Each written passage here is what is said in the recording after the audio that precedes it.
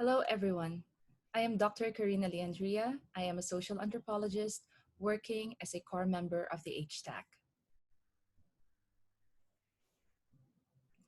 In 2019, my team worked with WHO and DOH to conduct a national study on Filipino values on healthcare coverage.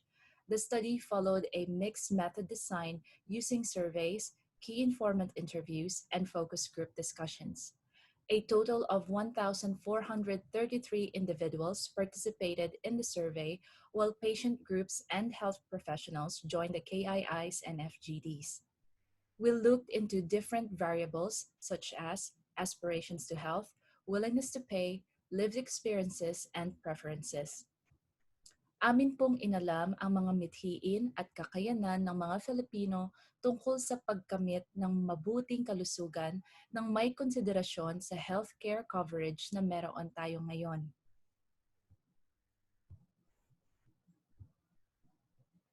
As you can see, our study identified three challenges influencing lived experiences of achieving well-being among Filipinos. Base po sa aming pag-aaral, may tatlong challenges na kinakaharap ang mga Filipino na nakaayon sa lipunan at kultura o socio-cultural, economic, at iyong mga nakaugnay sa sistemang meron tayo. Social-cultural challenges include stigma associated with the disease, a person's socio-demographic background that could promote marginalization, and a kin-based decision process. Economic challenges involve the capacity and willingness to pay of the patient and the family. It also includes the extent of the economic network of the individual, which defines the potential sources of funds through loans.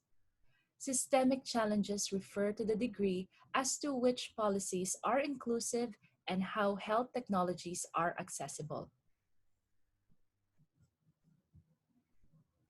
Noong kami po ay nakipag-usap sa mga representatives ng patient groups, may nabuo po kaming 4 na key themes.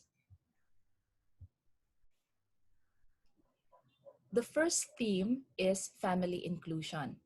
Family members were consulted in all forms of decision-making, such as which hospital to go to and what type of procedures to avail. Ito po ay dahil sa ang gastusin sa pagpapaospital ay isang obligasyon na kadalasan ay binubuo ng kontribusyon mula sa miyembro ng pamilya.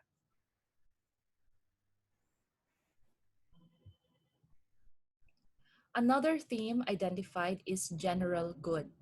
Participants emphasize their preference for the government to provide the greater public access to health coverage. Para sa kanila, mas mainam na mas madaming Filipino ang mabigyan ng mabuting kalusugan kumpara sa piling miyembro lamang ng lipunan. Third, participants preferred health coverage that promotes patients' quality of life more than merely prolonging it. Finally, holistic care, which includes health promotion and disease prevention. I'll share some of the results of the survey. This section is divided into 5 parts. The first section discusses the Filipinos' willingness to pay for a medical procedure meant to prolong a family member's life. Majority of the participants responded that they are willing to spend up to 100,000 pesos to prolong the life of a family member. However, when the disease becomes life-threatening, this amount increases up to 500,000 pesos.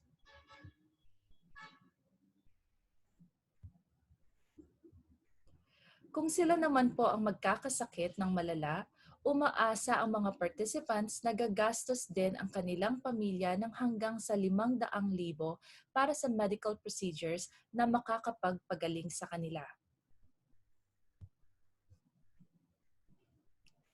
Next, we asked their preferences and priorities on which interventions they think should be included in health insurance or healthcare coverage.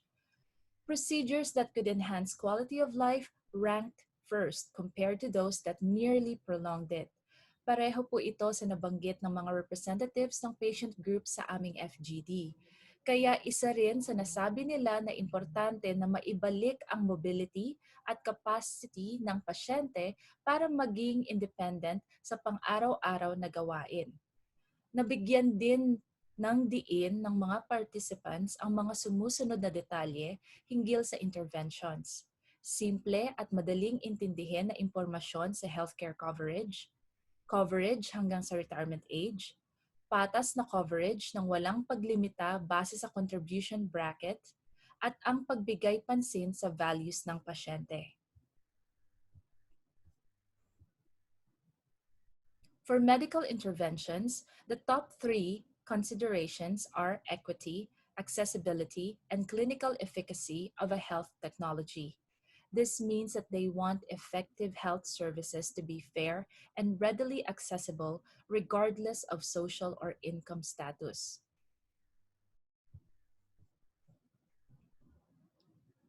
As to the type of government policies that must be implemented, participants highlighted equity in distribution of limited government resources across socio-demographic sectors and varying life expectancy.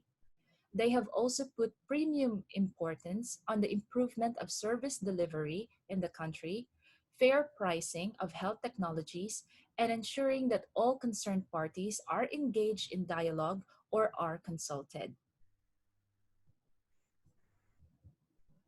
The participants were also asked which of the provided sectors in society should be prioritized in allocation of government funds in terms of healthcare coverage. It is important to emphasize here that this study ensured equal representation for all sectors during the participant recruitment process. In terms of age groups, children and youth were identified as the first and second priorities. Considering gender, participants preferred men for prioritization for health coverage. This preference is associated with the economic contribution of men in households, which could be stifled during periods of health crisis. For socioeconomic status, respondents perceived individuals belonging to poverty and below poverty as needing prioritization in government allocation of funds.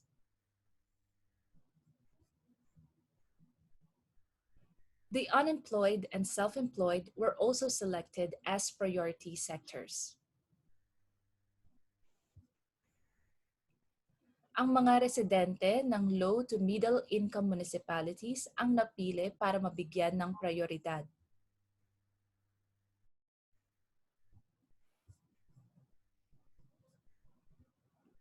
For geographic location, Visayas and Mindanao were preferred for prioritization of the limited government funds. Based on this study, we have gained insight on how representatives of Filipino communities envision an inclusive healthcare system.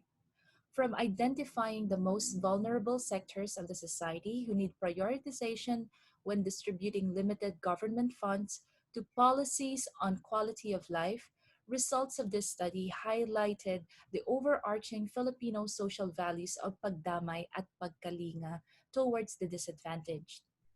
Our study also reveals how family-centered decision-making defines a patient's health-seeking behavior.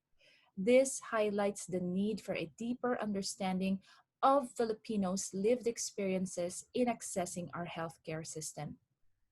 Through this, we can create more locally relevant policies. Thank you.